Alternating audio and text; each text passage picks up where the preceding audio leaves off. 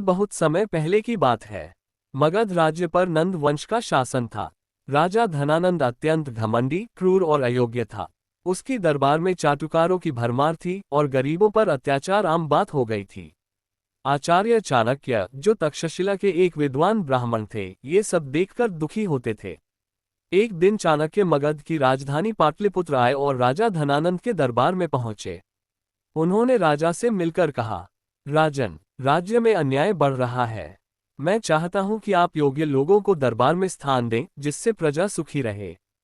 धनानंद को चाणक्य का सीधा सपाट स्वभाव पसंद नहीं आया। वह बोला, ब्राह्मण, तू होता कौन है मुझे सिखाने वाला?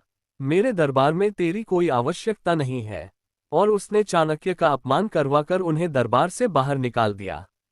अपमानित होकर चाणक्य ने वही प्रतिज्ञा की, मैं नंद वंश का अंत करूंगा और इस भूमि पर एक योग्य सम्राट को बैठाऊंगा। इसके बाद चाणक्य ने मगध के बाहर एक छोटे से गांव में एक बुद्धिमान और पराक्रमी बालक चंद्रगुप्त मौर्य को देखा। बालक में नेतृत्व की झलक थी।